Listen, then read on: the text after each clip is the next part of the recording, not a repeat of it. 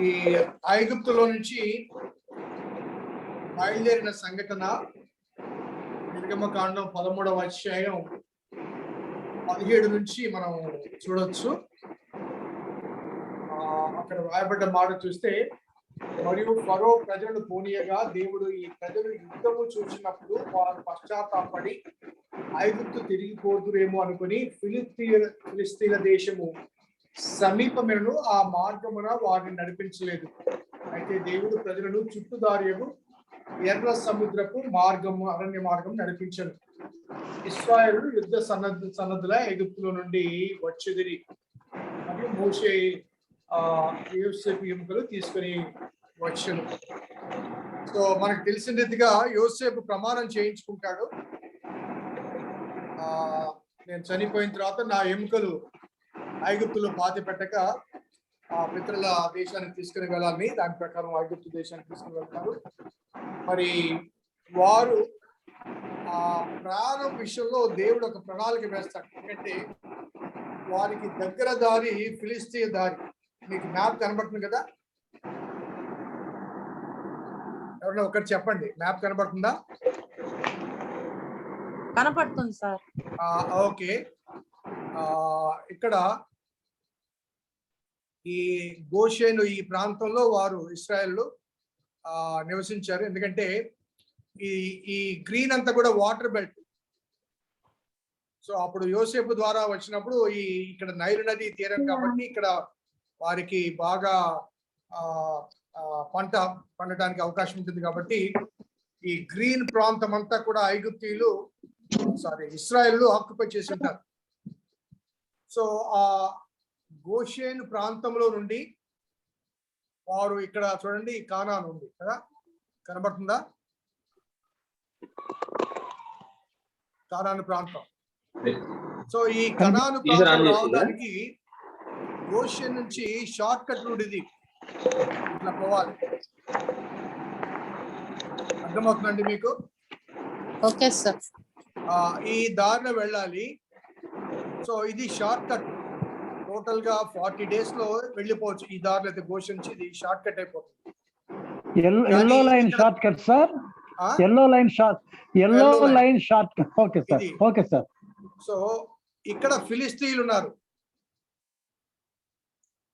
So ఫిలిస్తీన్లు కూడా ఐగుప్తీయుల లాగా ఈక్వల్లీ బిల్టప్, అనగా నైపుణ్యత కలిగిన వారు, యుద్ధ నైపుణ్యత కలిగిన వారు. కాబట్టి అక్కడికి వెళ్ళాలి అంటే ఫిలిస్తీన్లు రానివ్వరు. ఆ ఫిలిస్తీన్లు రానివ్వనప్పుడు ఏం చేస్తారంటే ఇక్కడ నుంచి తిరిగి వెనక్కి రావాలి అనే ఆలోచన వారికి రావచ్చు. కాబట్టి దేవుడు వారిని గోషేను నుండి ఫిలిస్తీయ మీదుగా కనాను పోవడం అనేది షార్ట్ కట్ అయినప్పటికీ కూడా దేవుడు ఆ ప్రజల యొక్క మనస్తత్వం తెలిసి ఈ దారిన పోనివ్వడు. ఓకే, అర్థమవుతుంది కదా? సో అక్కడ నుంచి ఈ సుక్కోతు ప్రాంతానికి, అనగా ఈ ప్రాంతానికి వాళ్ళు వస్తారు, సుక్కోతు దగ్గరికి. సో రామ్సేస్ నుంచి సుక్కోతుకు రావడం, సుక్కోతు నుంచి ఈతాముకు రావడం, ఈతాము దగ్గర నుంచి అక్కడ కొంత రూట్ మారుతుంది. ఆ విషయాలు కూడా నేను బైబిల్లో చెప్తాను. ఆ మ్యాప్ చూస్తూ దయచేసి ఈ లెసన్ ఆలకించాలని చెప్పి నేను మనవి చేస్తున్నాను. సో యుద్ధ సన్నద్ధుల అనే మాట, యుద్ధమునకు పోతున్నట్టుగా వాళ్ళు కవచాలు ధరించుకొని వెళ్ళలేదు. ఎందుకంటే వాళ్ళు దాని అంటారు బానిసలు, కాబట్టి వాళ్ళకి అవకాశం లేదు. సో ఈ మాట అక్కడ వాడటానికి గల కారణం అంటే they travelled in an order, ఒక మిలిటరీ ఆర్డర్ లో వారు బయలుదేరారు అని. వారి గోత్రాల చొప్పున ఒక క్రమములో ఒక కుటుంబం తర్వాత మరొక కుటుంబం, ఒక గోత్రం తర్వాత మరొక గోత్రం, వారు ఆ రీతిగా బయలుదేరి మొదటగా సుక్కోతుకు వస్తారు. ఆ సుక్కోతు నుంచి వారు ఏతాముకు వస్తారు. 20వ వచనం చూడండి. వారు సుక్కోతు నుంచి ప్రయాణమైపోయి అరణ్యం దగ్గర ఉన్న ఏతాములో దిగిరి. వారు పగలు రాత్రియు ప్రాణము చేయనట్లుగా యెహోవా త్రోవలో వారు నడిపించుటకై పగటి వేళ మేఘస్తంభములోను వారికి వెలుగుచుటకును రాత్రి వేళ అగ్నిస్తంభంలోను ఉండి వారికి ముందుగా నడుచుచూ వచ్చెను. ఆయన పగటి వేళ మేఘస్తంభమునను రాత్రి వేళ అగ్నిస్తంభమునను ప్రజల ఎదుట నుంచి తొలగింపలేదు. సో అక్కడ రెండు మాటలు మనకు కనబడుతుంది. అంటే యెహోవా వారికి ముందుగా నడిచెను అనగా హూ వాజ్ లీడింగ్, ఎవరు వారు నడిపిస్తున్నారు? మోసెస్ కాదు, అక్కడ యెహోవా దేవుడు. అందుకే గతంలో నేను చెప్పినప్పుడు జెనసిస్ లో గాడ్ వాజ్ అ విజిటర్, వెరాజ్ ఎక్సోడస్ లో God was a companion, co traveller. ఒక విధంగా చెప్పంటే లీడర్, నడిపించేవాడు. కాబట్టి ముందుగా నడుస్తూ వచ్చాడని. అదే రీతిగా 21వ వచనంలో యెహోవా త్రోవలో వారు నడిపించుటకై వారికి ముందుగా నడుచుచూ వచ్చును అని వ్రాయబడింది. అదే రీతిగా వారు పగలు రాత్రి ప్రాణము చేయనట్లుగా, ఆ మాట ఒక్కొక్క మాట మీరు గమనించండి.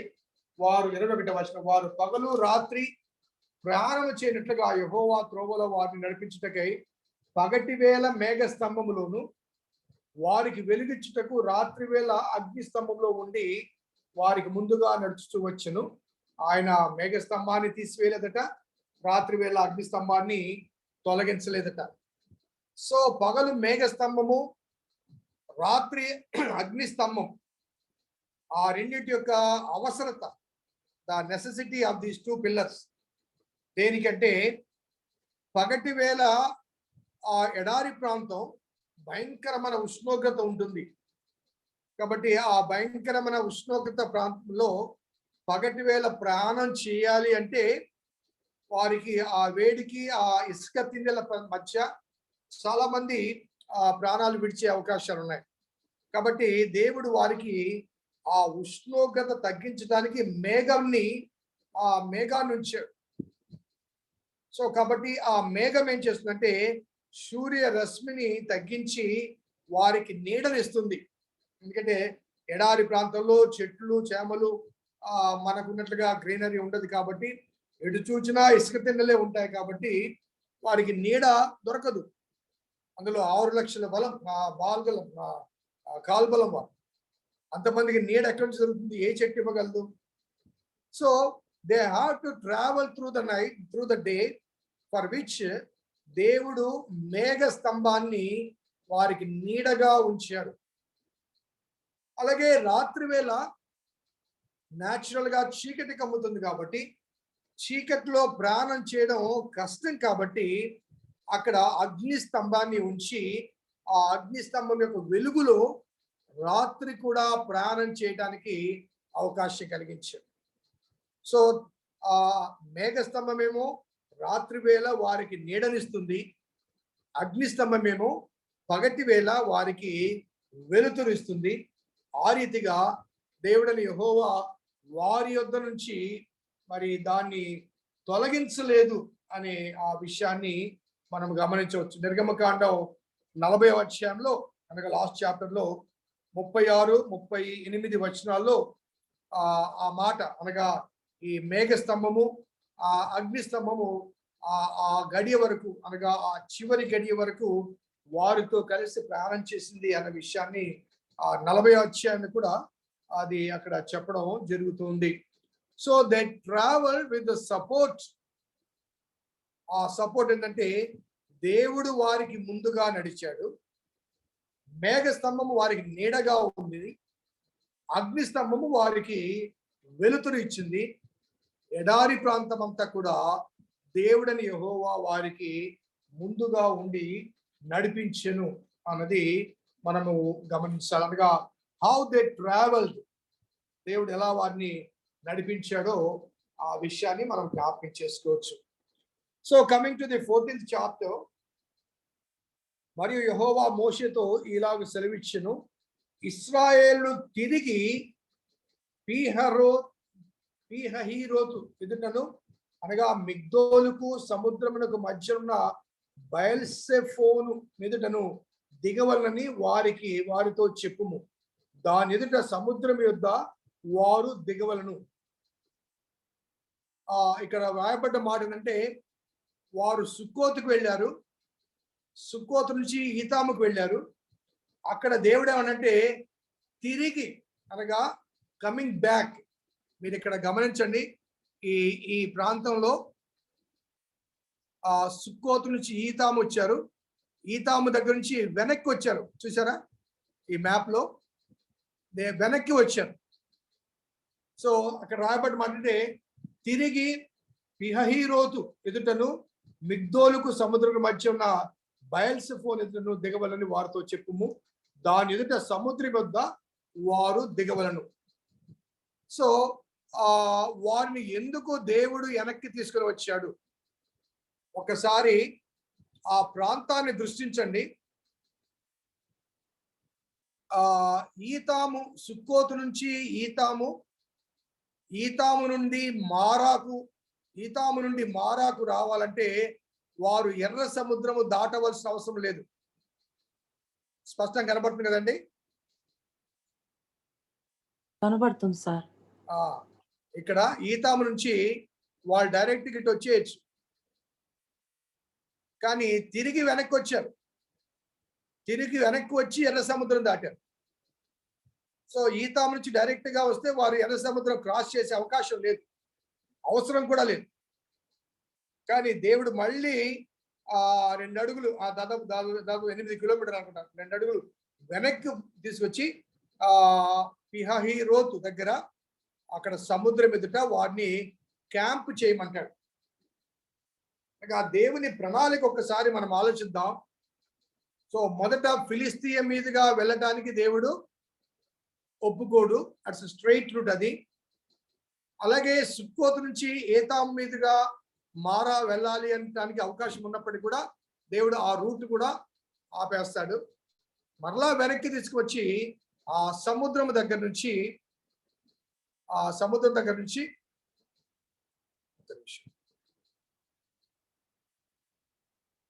మ్యాప్ ఎందుకు పక్కకు పోయింది, ఒక్క నిమిషం. ఓకే, ఆ సముద్రం దగ్గర దిగమంటాడు. రీజన్ ఏంటంటే ఆ ఎర్ర సముద్రము దాటే సమయంలో దేవుడు తన శక్తిని ఇశ్రాయేలు ప్రజలకు చూపించాలి. Crossing, dividing the waters. At the same time ఆ ఐగుప్తీయులు ఇక మీదట వారిని మీరు చూడరు అన్నారు కాబట్టి ఐగుప్తీయులకు ఇశ్రాయేలు నడిపించిన దేవుని యొక్క శక్తి సామర్థ్యాలు తెలియాలి.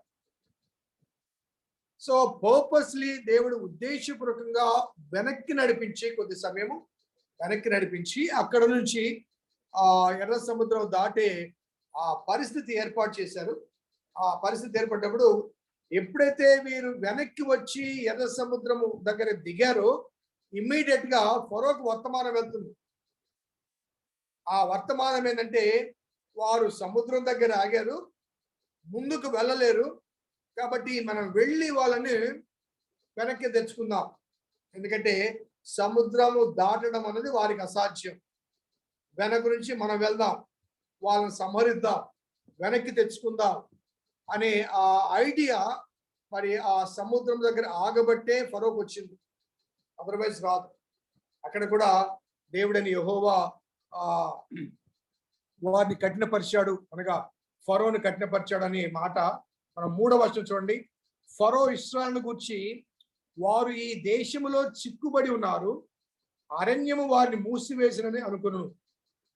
అయితే నేను ఫరో హృదయంలో కఠినపరచుదును, అతడు వారి తరముగా నేను ఫరో వలనను అతని సమస్త సేనల వలన మహిమ తెచ్చుకుందును. నేను యెహోవానని ఐగుప్తులందరూ తెలుసుకుందను. వారు అలాగున దిగిరి. ప్రజలు పారిపోవునట్లు ఐగుప్తు రాజునకు తెలపబడినప్పుడు ఫరో హృదయం అతని సేవకుల హృదయం ప్రజలకు విరోధముగా తిప్పబడి మనం ఇలాగ ఎందుకు చేసితిమి, మన సేవలో ఉండకుండా ఇశ్రాయేలును ఎందుకు పోనిచ్చితిమి అని వారు ఇశ్రాయేలు జనాంగాన్ని తరమడానికి వారు ప్లాన్ వేసుకొని తరమడం మొదలవుతుంది. అలాగే 10, 11 ఆ వచనాలు మనకు బాగా తెలిసిన ఆ వచనాలే. ఆ ప్రాంతానికి వచ్చినప్పుడు మరి ఆ నైలు నది నుంచి వారు ఎర్ర సముద్రం దగ్గరికి వచ్చారు. మధ్యలో అరణ్యం ఉంది. ఆ ఎర్ర సముద్రం దాటిన తర్వాత కూడా అరణ్యమే ఉంది. కాబట్టి వారికి తప్పనిసరిగా ఎర్ర సముద్రం దాటిపోవాలి. దాటడం అనేది అసాధ్యం. కనుక వారు దారి తప్పారు అన్నది ఐగుప్తు రాజు యొక్క భావన. ఎందుకంటే ఈతాము నుంచి డైరెక్ట్ గా వెళ్లకుండా మళ్ళీ వెనక్కి వచ్చారు కాబట్టి వారు దారి తప్పారు. కాబట్టి ఇదే సమయము వారిని మరి క్యాప్చర్ చేసుకోవాలి, తిరిగి వారిని ఆపరేషన్ లోకి తీసుకొని వెళ్ళాలి. సో ఇందాక చెప్పినట్లుగా దేవుడు ఎందుకు వెనక్కి తీసుకుని వచ్చాడంటే దెర్ ఆర్ సర్టన్ రీజన్స్. 4వ వచనం మనం గమనిస్తే God wants to show his power to the Egyptians. ఐగుప్తీయులు ఆ యెహోవా ఎవరు నేను ఎరగనన్నాడు కాబట్టి ఆయన ఆ 10 తెగుళ్ల ద్వారా చూపించిన శక్తి సామర్థ్యాల కన్నా ఆ సముద్రము 2 పాయలుగా మారడం, అందులోంచి ప్రజలు వెళ్ళిపోవడం, ఆ వెనక నుంచి ఐగుప్తీయులు రావడం, వారందరూ కూడా ఆ సముద్రంలో మునిగిపోవడం, ఇదంతా కూడా దేవుని శక్తి. కేవలము ఐగుప్తీయులకు మాత్రమే కాదండి, ఈ విషయం ఆ చుట్టుపక్కల దేశాలన్నిటికీ తెలిసిపోయింది. అనగా వారిని నడిపించిన దేవుని యొక్క శక్తి సామర్థ్యాలు ఆ చుట్టుపక్కల దేశాలన్నిటికీ కూడా తెలిసింది. సో ఇంకొక రీజన్ ఏంటంటే God wants to show his protection over Israelites. ఇశ్రాయేలుకు తన భద్రత ఏ రీతిగా ఉండబోతుందో ఆ విషయాన్ని కూడా తెలియజేయాలనుకున్నాడు. ఒకటి, God's power to the Egyptians and God protection to the Israelites. So ఈ క్రాసింగ్ ద రెడ్ సీ అనేది ఒక విధంగా ఆలోచిస్తే life saving to the Israelites and life taking to the Egyptians. వారి ప్రాణాలు కాపాడింది అక్కడ, అదే రీతిగా ఐగుప్తీయుల ప్రాణాలు తీసేసింది. కాబట్టి ఈ వెనక్కి రావడం, ఈ ఎర్ర సముద్రం దాటడం అనేది పూర్తిగా దేవుని చిత్తము చొప్పున, దేవుని ప్రణాళిక చొప్పున ఇశ్రాయేలు జనాంగాన్ని ఎర్ర సముద్రము దగ్గర తీసుకుని వచ్చి ఆ ఎర్ర సముద్రము దాటించి మరి ఇంకొక దారి ఏతాము నుంచి మారాకు ఉన్నప్పటికీ కూడా మరి ఆ దారికి అక్కడ తీసుకుని వస్తాడు. సో అక్కడ ఆగి ఉన్నప్పుడు వెనక నుంచి తరుముతున్న ఆ ఫరో సైన్యాన్ని చూచి కొంతమంది, అనగా ఇది నచ్చని ఇశ్రాయేలు కొంతమంది మోషే మీద సనగడం, మరి ఐగుప్తులు మాకు సమాధులు లేవని ఈ అరణ్యంలో చచ్చుటకు మమ్మల్ని రప్పించితివా అంటూ చెప్పడం, మేము ఐగుప్తులకు బానిసలు అయిపోతాం, మా జోలికి రావద్దు అని వారు మాట్లాడడం, ఈ విషయాలన్నీ మనము 12వ వచనంలో మనం కనబడతాం. 13వ వచనంలో మోషే మాట్లాడుతూ, భయపడకుడి, యెహోవా మీకు కలగచేయు రక్షణను మీరు ఊరక నిలిచుండి చూడుడి. మీరు నేడు చూచిన ఐగుప్తులను ఇక మీదట మరి ఎన్నడూ చూడరు. యెహోవా మీ పక్షమున యుద్ధము చేయును, మీరు ఊరకనే ఉండవలని ప్రజలతో చెప్పాను. సో ఊరక నిలిచుండి అనే ఈ మాటలు మోషే 2-3 సార్లు పలకడానికి గల కారణం ఏంటంటే 6 లక్షల కాల్బలము కలిగిన ఈ జనాంగం వెళ్తున్నప్పుడు ముందు సముద్రం ఉంది, వెనక ఫరో సైన్యం ఉంది. మరి ఆ సైన్యము తరుముకుంటూ వస్తుంటే వీళ్ళు మరి చేతులు కట్టుకొని ఉంటారా? అటో ఇటో పారిపోవడానికి, సామాన్ సర్దుకోవడానికి, ప్రాణభయం చేత ఎటోకట్టు అనగా మొత్తం ఆ సిస్టమ్ మొత్తం కూడా డిస్టర్బ్ అయిపోయింది. అటు ఇటు పరిగెడుతున్నారు. సో ఏం జరుగుతుందో తెలియదు, గందరగోళ పరిస్థితి వాళ్ళు. కాబట్టి జస్ట్ వెయిట్, ఊరక నిలిచండి, జస్ట్ మీరందరూ కామ్గా ఉండండి, ఎక్కడ వాళ్ళు అక్కడే నిలబడండి, మీరెవరు పరిగెత్తొద్దు, అటు ఇటు వెళ్ళొద్దు, మీరు భయపడొద్దు అని మోషే చెప్పిన సూచనలు మనకు అక్కడ కనబడతాయి. అలాగే యెహోవా నేడు మీకు కలగచేయు రక్షణను, ఆ రక్షణ అనే మాట అక్కడ కనబడుతుంది. అనగా క్రొత్త నిబంధనలో మనం భావించే రక్షణ అనేది పాప సంబంధమైన జీవిత అనుభవాలకు సంబంధించింది. కానీ ఇక్కడ రక్షణ అనే ఆ వర్డ్ దేని కొరకు వాడబడిందంటే గాడ్స్ ప్రొటెక్షన్, దేవుని కాపుదల. దేవుడు మిమ్మల్ని ఐగుప్తు రాజులోంచి, ఫరో నుంచి మిమ్మల్ని కాపాడుతాడు. కాబట్టి మీరు సైలెంట్ గా ఉండండి. అదే రీతిగా నేడు మీరు చూచిన ఐగుప్తీయులను ఇక మీదట మీరు అన్నడు చూడరు. ఇందాక మనం చూసాం కదా క్లిప్పింగ్ లో, మరి వారు ఎర్ర సముద్రం దాటి ఒక అడుగు అవతలకు వేయగానే వెనక నుంచి సైన్యం లోపలికి వచ్చింది. దేవుడు సముద్రాన్ని తిరిగి మరి కప్పివేయగా తరుముకుంటూ వచ్చిన ఐగుప్తులందరూ కూడా ఆ సముద్రంలో మునిగి చనిపోయారు. అదే రీతిగా 14వ వచనం గమనిస్తే, యెహోవా మీ పక్షమున యుద్ధము చేయను గనుక మీరు ఊరకనే ఉండవలని ప్రజలతో చెప్పాను. హీబ్రూ భాషలో ఉన్న ఆ పదము యొక్క ఆ భావం అంటే ఊరకనే అంటే ఆ భావం అంటే శాంతిగా ఉండండి, సమాధానంగా ఉండండి, నెమ్మదిగా ఉండండి, అల్లరి చేయొద్దు, భయపడొద్దు, యెహోవా నేడు కలగచేయు రక్షణను మీరు ఊరక నిలిచుండి చూడండి అని చెప్పడం అనేది మనకు కనబడుతుంది.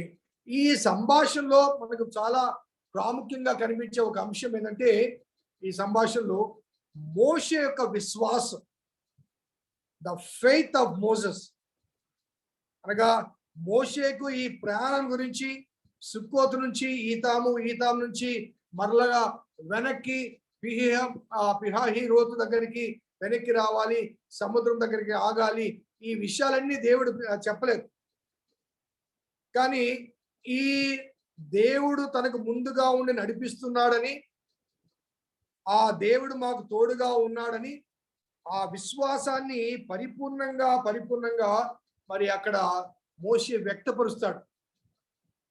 ఒక మాటలో చెప్పాలంటే ద విశ్వాసం అనేది, faith is the strongest weapon in the Christian life. క్రైస్తవ జీవితంలో విశ్వాసం అనేది చాలా చాలా బలమైన సాధనం.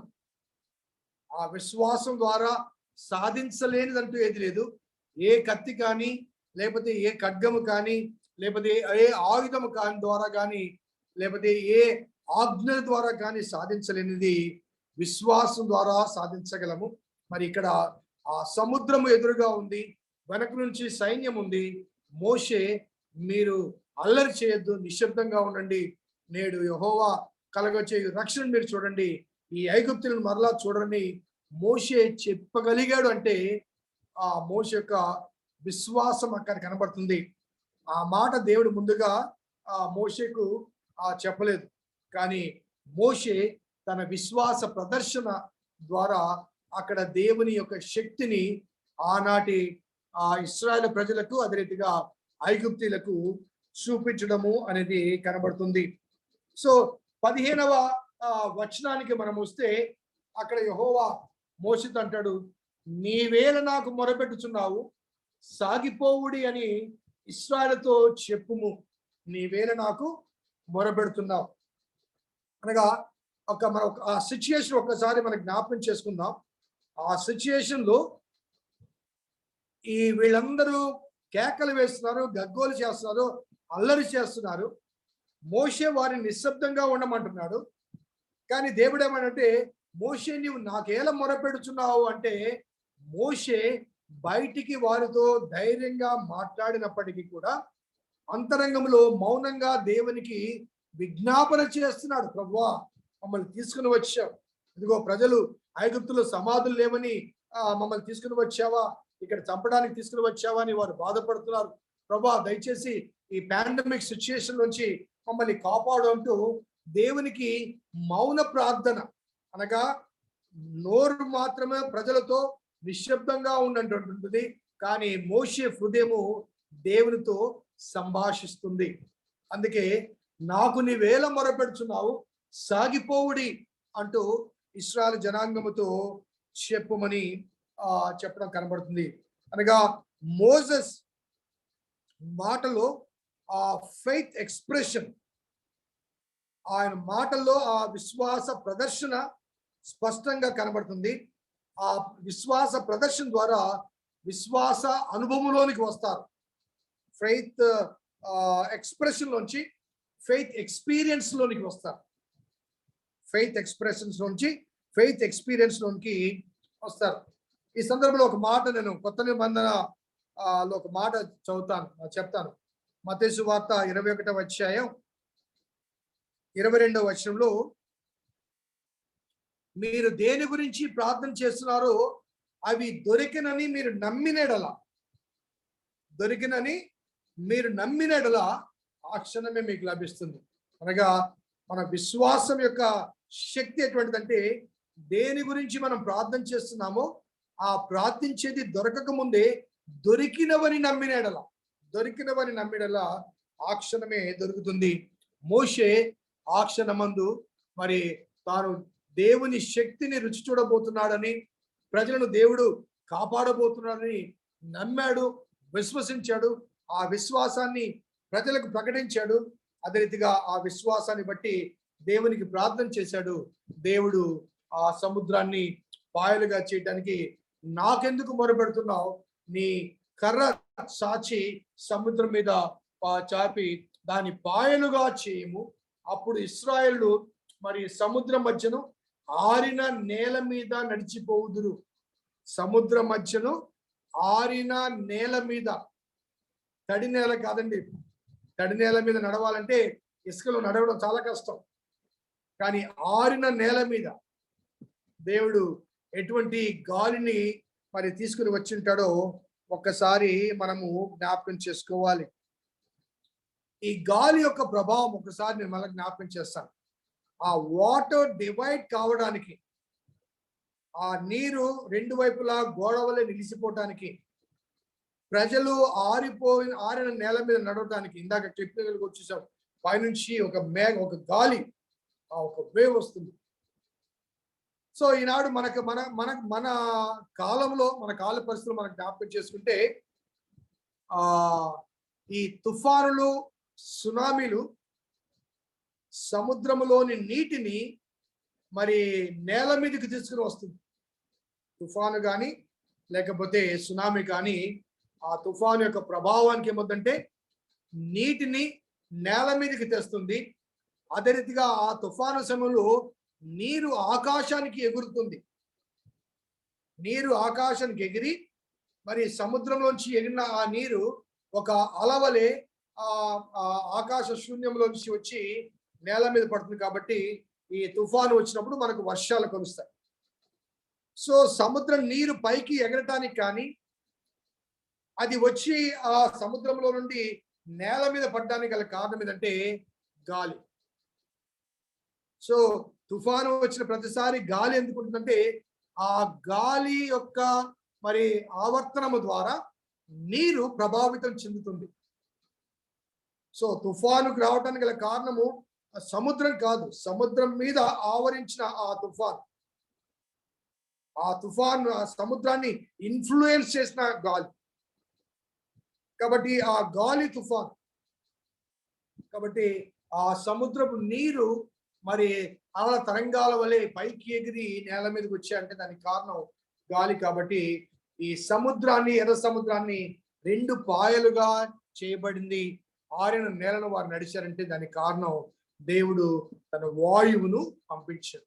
ఆ క్లిప్పింగ్ లో కూడా మనకు అది స్పష్టంగా కనబడుతుంది. సో కాబట్టి గాలి నీటిని ఏ రీతిగా మరి ఆకాశానికి ఎగిరింప చేస్తుందో, నేల మీద పడజేస్తుందో, అదే రీతిగా ఆ నీటిని ఆ రోజు మరి ఆ ఎర్ర సముద్ర దాటే సమయంలో నీటిని రెండుగా వేరు చేయగల శక్తి ఆ గాలికి ఉంది అన్న విషయాన్ని మనము జ్ఞాపకం చేసుకోవచ్చు.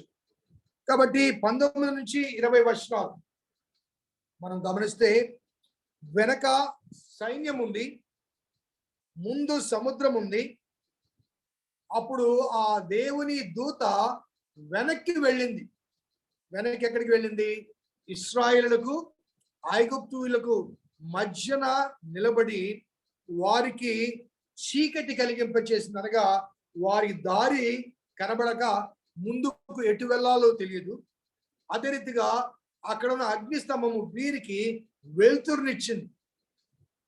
అనగా ఆ మేఘస్తంభము, అగ్నిస్తంభము వెనక్కి వెళ్ళి, మేఘస్తంభము వారికి చీకటి, ఇశ్రాయేలులకు అగ్నిస్తంభము వెలుగును కలిగింపచేసింది. కాబట్టి ఆ రెండు జాతుల మధ్య, రెండు ప్రజల మధ్య, అనగా ఐగుప్తీయులు ఇశ్రాయేళ్ల మధ్య ఆ మేఘ స్తంభము అగ్ని స్తంభము ఒక గోడలాగా నిలిచింది. కాబట్టి ఆ సమయంలో వారు దాటుకుంటూ వెళ్ళడం అనేది కనబడుతుంది. కాబట్టి ఈ ఎర్ర సముద్రం దాటే ఈ సందర్భంలో స్పష్టంగా కల్పించే ఒక ముఖ్యమైన ఉద్దేశం అంటే ఫెయిత్, విశ్వాసం. ఇశ్రాయేలు ప్రజల్లో ఆ విశ్వాసం కావాలి. ఎందుకంటే వారు 400 సంవత్సరాలు పైగా దేవుని ఎరుగని ప్రజలుగా ఉన్నారు. అక్కడ కొన్ని తెగుళ్ళు వచ్చినప్పటికీ కూడా అవి వారిని ఇశ్రాయేలు ప్రజల్లో అంతగా ప్రభావితం చేయలేదు. ఎందుకంటే ఆ తెగుళ్ళు ఐగుప్తీయుల మీద వచ్చాయి. కానీ ఎవరిని వెంబడించి ఎవరి కొరకు కనాను వాగ్దానం చేయబడిందో వారిని నడిపించే దేవుని మీద విశ్వాసం కావాలి. సో ఆ విశ్వాసము వారిలో పెంపొందింప చేయడానికి గాడ్ లెట్ దెమ్ బ్యాక్, ఈ తాము నుంచి వెనక్కి తీసుకుని వచ్చి ఎర్ర సముద్రము దాటునట్లుగా వారిని తీసుకుని వచ్చినట్లుగా మనము చూడవచ్చు. మరి వెనక నుంచి తరుముతున్నవా మనం గమనిస్తే 24వ వచనం, అయితే వేకువ జామున యెహోవా ఆ అగ్ని మేఘమయమైన స్తంభము నుండి ఐగుప్తుల దండు వైపు చూచి ఐగుప్తీయుల దండును కలవరపరిచి వారి రథ చక్రములు ఊడిపడినట్లు చేయగా వారు బహు కష్టపడి తోలుచుండరి. అప్పుడు ఐగుప్తీయులు ఇశ్రాయేలు ఎదుట నుంచి పారిపోదము రండి, యెహోవా వారి పక్షమున మనతో యుద్ధము చేయుచున్నారని చెప్పుకొనిరి. యెహోవా వారి తరపున మనతో యుద్ధము చేస్తున్నాడు కాబట్టి లెట్ us ఫ్రీ బ్యాక్, పారిపోదము రండి అని చెప్పడం. వారి రథములు ఆ ఇసుకలో కూరుకొని పోవడం కానీ, ఆ రథములు ఇరిగిపోవడం కానీ, వారు ముందుకు వెళ్ళలేకపోవడం కానీ, వెనక్కి రాలేకపోవడం కానీ, ఈ లోపల సముద్రంలో నీరు ఆ 2 ప్రక్కల ఉన్న గోడవలే ఉన్న ఆ నీరు కలిసిపోవడం కానీ, మరి వారందరూ కూడా ఆ సముద్రంలో మునిగి చనిపోయినట్లుగా మనము చూడగలం. సో తర్వాత 26 నుంచి 28 వరకు మనం గమనిస్తే ఆ నీళ్లు తిరిగి రావడం, ఆ సముద్ర మధ్యంలో ఆ ఐగుప్తులందరూ కలిసి అక్కడ మునిగిపోవడం, మరి వారు యెహోవా వారి పక్షం యుద్ధము చేర్చునని చెప్పుకొని వారు ఆగిపోవడం అనేది మనకు ఇదే విషయం 29 నుంచి కూడా చూస్తే, అయితే ఇశ్రాయేలు 6 నెలలు సముద్రం మధ్య ఉన్నప్పుడు ఆ నీళ్లు వారి కుడి ఎడమ ప్రక్కల గోడవలె ఉండెను. ఆ దినమున యెహోవా ఐగుప్తుల చేతిలో నుంచి వారిని ఇశ్రాయేలు రక్షించెను. ఇశ్రాయేలు చచ్చిన ఐగుప్తులను సముద్ర తీరమున చూచిరి. ఆ యెహోవా ఐగుప్తులకు చేసిన గొప్ప కార్యమును ఇశ్రాయేలు చూచిరి గనుక ఆ ప్రజలు యెహోవాకు భయపడి యెహోవా యందును ఆయన సేవకుడైన మోషే యందును నమ్మిక ఉంచిరి అనే విషయాన్ని మనం 14వ అధ్యాయం చివరిలో చూడగలం. So 15th chapter a song of praise, పరిపూర్ణంగా దేవుని దగ్గర వారు స్తుతి ప్రార్థన పాట పాడుతున్నట్లుగా మనం గమనించవచ్చు. మరి మోషేయు ఇశ్రాయేలు యెహోవాను గురించి ఈ కీర్తన పాడిరి అనే ఈ పాట గురించి 1-2 మాటలు నేను చెప్పాలి. ఏంటంటే ఈ పాట ఆ ఎర్ర సముద్రంలోంచి బయటికి వచ్చినప్పుడు మరి మోషే లేకపోతే మిరియాము ఆమె ప్రవక్తిని అని మొదటిసారిగా ఆమె గురించి రాయబడింది. ఆమె కానీ మరికొందరు స్త్రీలు కానీ ఆ పాట పాడుతున్నప్పటికీ కూడా ఈ పాట మొత్తము ఆ క్షణంలో అనగా అప్పుడు వ్రాయబడి ఉండకపోవచ్చు అని కొంతమంది భావన. కారణం ఏంటంటే అందులో ఉన్న కొన్ని వచనాలు ఆ తర్వాత కాలంలో జరిగిన కొన్ని వచనాలుగా భావించడానికి కొంత క్లాసిఫికేషన్ అక్కడ జరుగుతుంది. సో 15వ అధ్యాయం 10వ వచనం వరకు ఆయన గాలిని విసురు చేసి సముద్రంలో వారిని ముంచి వేసిన ఆ అద్భుతం వరకు మనము చూస్తాం. అక్కడ వారు దేవుని స్తుతిస్తారు. 11వ వచనంలో యెహోవా వేల్పులలో నీ వంటి వాడెవడు, ఆ పరిశుద్ధత బట్టి నీ మహానీయుడవు, స్తుతి కీర్తన బట్టి పూజ్యుడవు, అద్భుతములు చేయువాడు నీ వంటి వాడెవడు లేడు, నీ దక్షిణ హస్తము చాపుతుంది, భూమి మామి వారిని మింగివేసెను అని స్తుతి చెల్లిస్తూ మరి 13వ వచనంలో దేవుని కృప వారి పట్ల ఎలా ఉందో, ఆ 13వ వచనంలో they could experience God's grace for the first time. కృప అనే మాట కూడా అక్కడ మనము చూస్తున్నాం. ఇవన్నీ కొత్త నిబంధనలో మనకు కనిపించే కొంత వొకాబులరీ, రక్షణ కానీ కృప కానీ కొత్త నిబంధనలో మనకు తరచుగా కనబడుతుంటాయి. ఇక్కడ కృప గురించి మాట్లాడుతూ, నీవు విమోచించిన ఈ ప్రజలను నీ కృప చేత తోడుకొని పోతివి, నీ బలము చేత వారిని నీ పరిశుద్ధాలయమునకు నడిపించితివి. నేను ఆ తర్వాత కాలం అనే మాట ఎందుకు వాడానంటే, ఆ సమయంలో పరిశుద్ధాలయం ఉందా? ఆలయం నిర్మించబడలేదు కదా, వారు ఇంకా ట్రావెల్లో ఉన్నారు. కేవలం ఎర్ర సముద్రం మాత్రమే దాటారు. కానీ పరిశుద్ధాలయం గురించిన వర్డ్ అక్కడ రావడం గల కారణమంటే, ఈ పాటలో కొన్ని వచనాలు, ఫర్ ఎగ్జాంపుల్ ఒక 10 వచనాలు అనుకుందాం, ఒక 4-5 వచనాలు ఆ సందర్భంలో కంపోజ్ చేసినప్పటికీ ఈ పాటను కంటిన్యూ చేస్తూ మిగతా కొన్ని వచనాలు ఆ తర్వాత కాలంలో మరి ఆయా పరిస్థితుల్లో దేవుని వారు విడిపించినప్పుడు మరి వారు కొన్ని వచనాలు రాసి ఆ తర్వాత కాలంలో యాడ్ చేసి ఉంటారు అని చెప్పబడుతుంది. 14-15 వచనం చూడండి. జనములు విని దిగులు పడుతును, ఫిలిస్తీయ నివాసులకు వేదన కలుగును, ఎదోము నాయకులు కలవరపడుదును, మోయాబు బలిష్ఠులకు గురుగు పుట్టును, కనాను నివాసులందరూ దిగులంది కరిగిపోవుదురు, భయము అధిక భయము వారికి కలుగును. సో ఈ జాతులు, ఫిలిస్తీన్లు కానీ, ఎదోమీయులు కానీ, మోయాబీయులు కానీ, కనానీయులు కానీ ఆ ఎర్ర సముద్రం దగ్గర లేరు. వీరందరూ ఎప్పుడు వస్తారంటే ఆ తర్వాత కాలంలో విల్డర్నెస్ జర్నీలో మీరు ఒక్కొక్కరు వాళ్ళకు ఎదురవుతారు.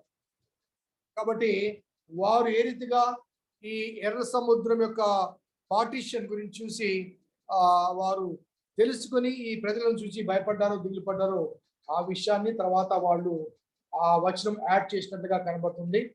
16-17 వచనాలు చూస్తే, ఆ 16వ వచనం, యెహోవా నీ ప్రజలను అద్దరికి చేరు వరకు, నీవు సంపాదించిన ఈ ప్రజలు అద్దరికి చేరు వరకు, నీ బాహుబలము చేత పగవారు రాతి వలె కదలకుండాను, నీవు నీ ప్రజలను తోడుకొని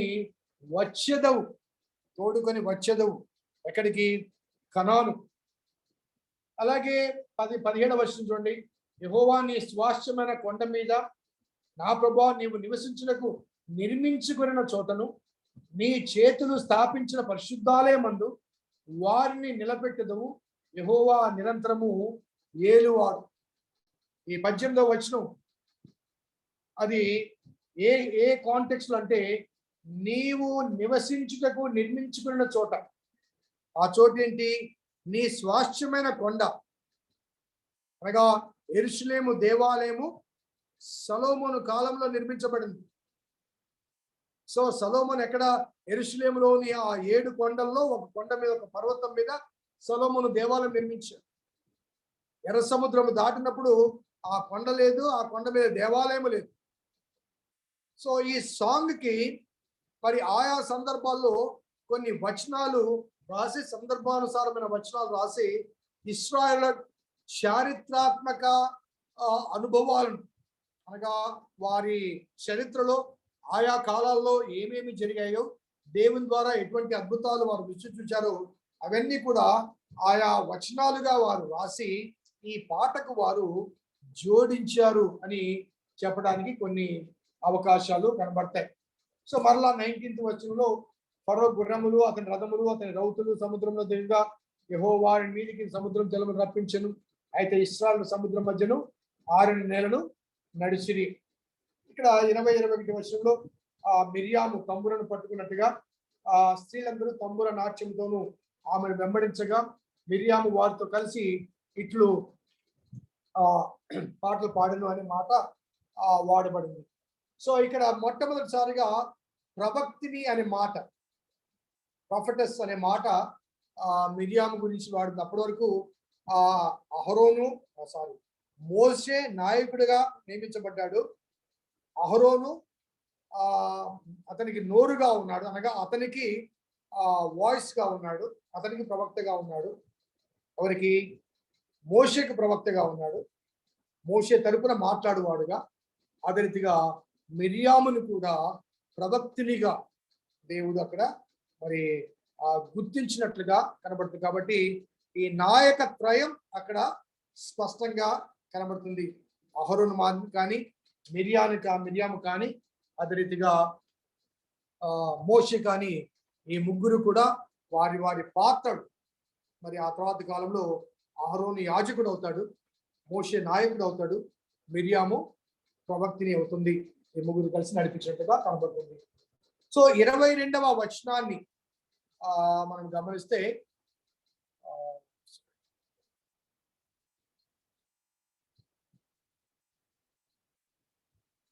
ఒక నిమిషం.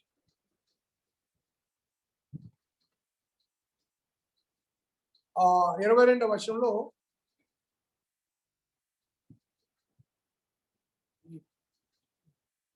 పోవడం ఒక్కసారి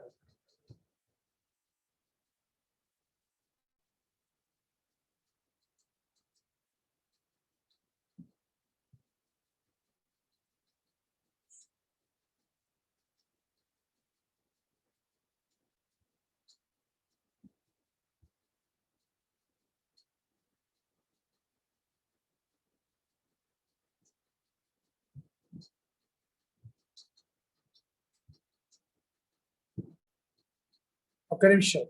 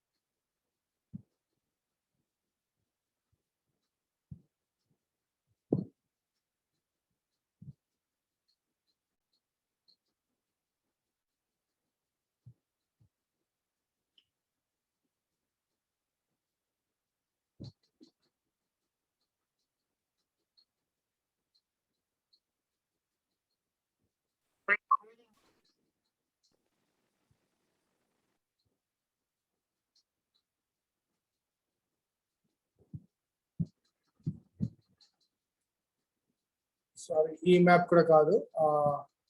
ఓకే, ఇట్స్ ఆల్ రైట్.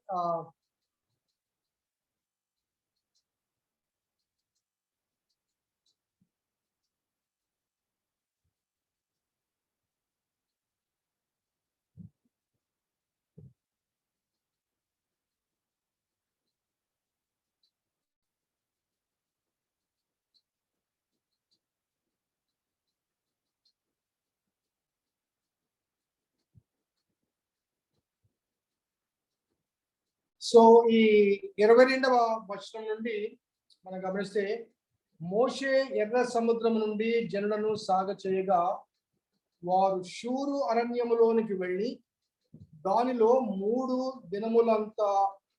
దినములు నడిచిరి. అచ్చట వారికి నీళ్లు దొరకలేదు. అంతలో వారు మారాకు చేరిరి.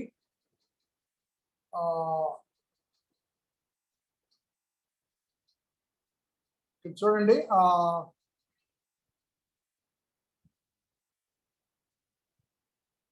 ఈ ప్రాంతం మారా ఉంది.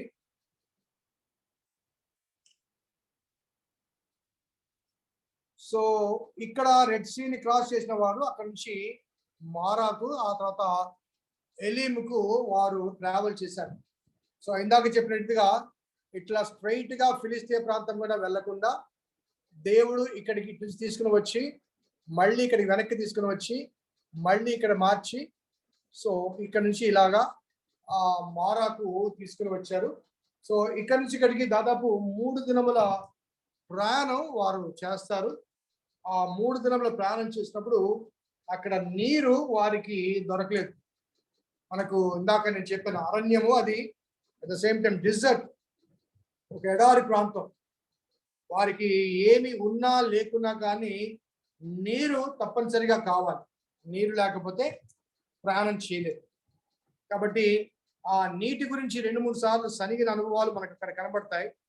మరి ఆ అనుభవాల్లో వారు ఆ ఎర్ర సముద్రము దాటిన తర్వాత 3 దినములు మరి ఆ షూరు అరణ్యం గుండా ప్రయాణం చేశారు. ఆ ప్రయాణం చేసినప్పుడు వారికి నీరు దొరకలేదు. మారాకు వచ్చారు. మారాలో వారికి చేదు నీరు దొరికింది. వెంటనే ఇమ్మీడియట్ గా మరలా ఏమంది, మరలా సనుగుడు. కొన్నిసార్లు మనము ఆ కుటుంబంలోనే అందరినీ తృప్తిపరచడం కష్టం. ఏదైనా కావాలి అన్న, సో ఏదైనా అకేషన్ లో కూడా, ఏదైనా స్పెషల్ ఈవెంట్ లో కూడా, ఈవెన్ మన చర్చెస్ లో కూడా కొన్ని అకేషన్స్ లో ఏదైనా స్పెషల్ డిషెస్ ఏమైనా పెట్టాలి, అందరినీ తృప్తిపరచడం ఏదో ఒక కొత్త కలుగుతుంది. కానీ ఇంతమందిని నడిపిస్తున్నప్పుడు ఇంతమందికి కావాల్సిన నీరు, ఇజ్ ఇట్ పాసిబుల్ చెప్పండి? ఇంతమందికి కావాల్సిన నీరు సాధ్యం కాదు. సో ఈవెన్ ఆహారం కూడా సాధ్యం కాదు. అఫ్ కోర్స్ దేవుడు తర్వాత మన్నాన్ని పంపిస్తాడు, కానీ అక్కడికి ఇంకా మనం రాలేదు. వారు తెచ్చుకున్న ఆహార సామాగ్రి అంతా కూడా వారు ఈ 3 దినముల ప్రయాణంలో మరి అయిపోయి ఉంటుంది. వాటర్ కూడా, నీళ్ళ తిత్తుల్లో కూడా నీరు కూడా అయిపోతుంది. కాబట్టి వారు సనగడంలో కూడా ఒక మీనింగ్ ఉంది, ఒక వాస్తవం ఉంది. తప్పనిసరిగా ఎవరైనా ఆ పరిస్థితిలో ఉంటే సనిగే అవకాశాలు ఉన్నాయి. కానీ దేవుడు ఇక్కడ ఒక అద్భుతం చేసి ఒక ప్రామిస్ వాళ్ళకి ఇస్తాడు. I just wanted to share that promise. 24వ వచనం, ప్రజలు మేమేమి తాగుదామని మోషే మీద సనుకొనగా అతడు యెహోవాకు మొరపెట్టిన. అంతటా యెహోవా అతనికి ఒక చెట్టు చూపెను. అది ఆ నీళ్లలో వేసిన తర్వాత ఆ నీళ్లు మధురములాయను. అచ్చట ఆయన వారికి కట్టడను విధిని నిర్ణయించి అక్కడ వారిని పరీక్షించి, మీ దేవుడని యెహోవా వాక్కు శ్రద్ధగా విని ఆయన దృష్టికి న్యాయమైనది చేసి ఆయన ఆజ్ఞలకు విధేయులై ఆయన కట్టడలన్నిటిని అనుసరించి నడిచినడలా నేను ఐగుప్తులకు కలగచేసిన రోగములు ఏదియూ మీకు రానియను, నిన్ను స్వస్థపరచు యెహోవాను నేనే అని చెప్పారు. సో ఇక్కడ దేవుడు ఒక చిన్న కవనెంట్ వాడుతుంది. మీరు నా మాటలు వింటే, నేను చెప్పినట్టు చేస్తే, నా విధిని మీరు పాటిస్తే అని వారిని చిన్న పరీక్షించి, ఆ పరీక్షలో వారికి హెచ్చరికలు చేసి, మరి దేవుని దృష్టికి న్యాయమైనవి మీరు చేసినట్లయితే ఏ తెగులు నీ గుడారము రాదు, ఐగుప్తులో ఉన్నటువంటి ఏ రోగము మీకు రాదు, మిమ్మల్ని స్వస్థపరిచే యెహోవాను నేనే.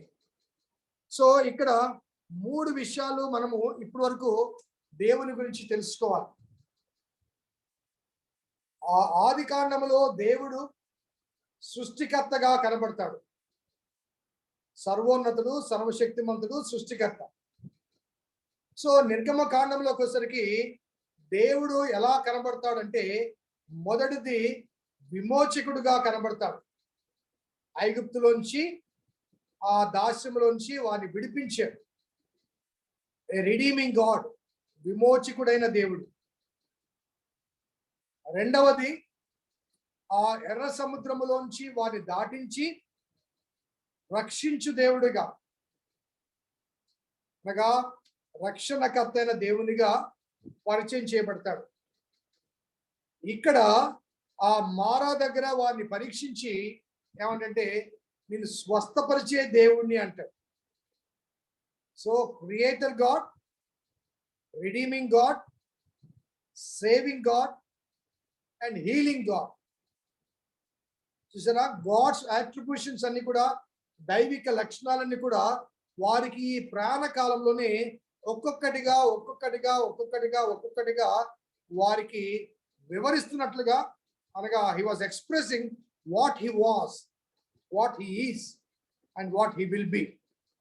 ఎందుకంటే 400 సంవత్సరాలు ఆ దేవుని గురించిన ఎరుక వారికి లేదు. కాబట్టి ఈ ప్రాణ కాలంలోనే దేవుడు తానెవరో పరిచయం చేయడానికి, ప్రత్యక్షపరచడానికి ఈ కొన్ని ఇన్సిడెన్సెస్ ద్వారా, ఈ ప్రాణాల ద్వారా దేవుడు వారిని నడిపించాడు. మరి ఆ తర్వాత వారు అక్కడి నుంచి ఆ మారా నుంచి ఎక్కడికి వచ్చారంటే వాళ్ళు ఎలీముకి వచ్చారు. ఆ ఎలీము దగ్గరికి వచ్చినప్పుడు అక్కడ 12 నీటి బుగ్గలు, 70 ఈత చెట్లు ఉండెను. వారు అక్కడనే ఆ నీళ్ల యొద్ద దిగిరి. సో దే ఎన్కాంప్డ్ దేర్ ఎలీము దగ్గర క్యాంప్ వేశారు. ఎందుకంటే అక్కడ వారికి 12 బుగ్గలు, నీటి బుగ్గలు. ఒక మాటలో చెప్పాలంటే 12 గోత్రాలకి ఒక్కొక్క గోత్రానికి ఒక్కొక్క నీటి బుగ్గ. సో 12 ట్రైబ్స్ కి ఒక్కొక్క గోత్రానికి ఒక్కొక్క నీటి బుగ్గ. నీటి బుగ్గ అనే మాట ఇక్కడ వాడటానికి గల కారణం అంటే it was not a well. గమనించండి, అది బావి కాదు, 12 బావులు కాదు. ఎందుకంటే బావిలో నీరు చేదే కొలది కొన్నిసార్లు ఆ నీరు తరిగిపోయే అవకాశం ఉంది. నీటి బుగ్గ అంటే ఊట. సో ఊరుతూ ఉంటుంది. ఎంతగా తాగుతుంటామో, ఎంతగా తీసుకుంటామో, ఎంతగా ఊరుతూ ఉంటుంది. సో ఆ భాష కూడా, ఈ బైబిల్ రైటర్స్ భాష కూడా చాలా స్పష్టంగా బావి అనే మాట వాడకుండా నీటి ఊట అనే మాట వాడారు. అదే రీతిగా వారికి 70 ఈత చెట్లు, అనగా the first food what they had in the wilderness. వారికి ఈత పళ్ళే మొదటి ఆహారం. ఐగుప్తు నుంచి బయటకు వచ్చిన తర్వాత వారికి ఈత పళ్ళే వారికి మొదటి ఆహారం. కాబట్టి ఈత పళ్ళు తినుకుంటూ ఎలీము దగ్గర ఆ ఊటల నీరు తాక్కుంటూ కొన్ని రోజులు వారు రెస్ట్ తీసుకున్నారు. అనగా ఆ క్యాంప్ కొద్దిగా బ్రేక్. ఎందుకంటే కాన్స్టాంట్ గా ట్రావెల్ చేస్తున్నారు కాబట్టి ఆ పశువులు లేకపోతే చిన్న బిడ్డలు అలసిపోయే అవకాశాలు ఉన్నాయి, వృద్ధులు చనిపోయే అవకాశం ఉన్నాయి. కాబట్టి దేవుడు వారికి ఒక క్యాంప్ అక్కడ అనుగ్రహించినట్టుగా మనం చూస్తాం. సో నెక్స్ట్ వీక్ నుంచి 16వ విషయం నుంచి 16వ అధ్యాయం నుంచి మనం జ్ఞాపకం చేసుకుందాం. ఈ 16వ అధ్యాయం తర్వాత అనగా ఈ ఎర్ర సముద్రం దాటిన తర్వాత ఇశ్రాయేల్ అరుగు వాళ్ళు మనకు నిర్గమకాండం మాత్రమే కాకుండా సంఖ్యాకాండము, లేవి కాండం కూడా మనకు కలిసి చదువుకోవాల్సి వస్తుంది. ఎందుకంటే బైబిల్లో ఒక గ్రంథం తర్వాత మరొక గ్రంథం ఉన్నాయి, కానీ ఇశ్రాయేల్ చరిత్రలో అవన్నీ ఒకే పర్యాయం జరిగాయి. వాళ్ళు డివైడ్ చేసినప్పుడు హిస్టారికల్ గా ఒక నేరేషన్ కోసం ఎక్సోడస్ ఈవెంట్ తీసుకున్నారు.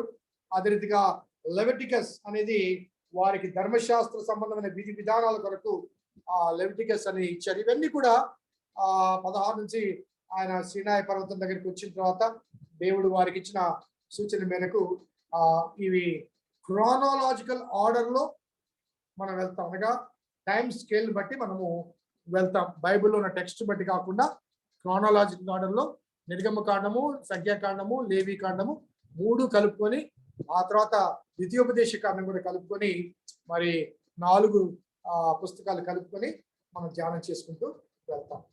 సో ఇప్పటి వరకు కొంత జర్నీ మనము చూసాం. మరి రాబోయే దినాల్లో మిగతా జర్నీ కూడా చూడటానికి ప్రయత్నం చేద్దాం. మరి వారి జర్నీ యొక్క మ్యాప్ కూడా ఒకసారి మీరు చూడండి. వారు ఎలా ప్రయాణం చేశారంటే, సో ఇక్కడ నుంచి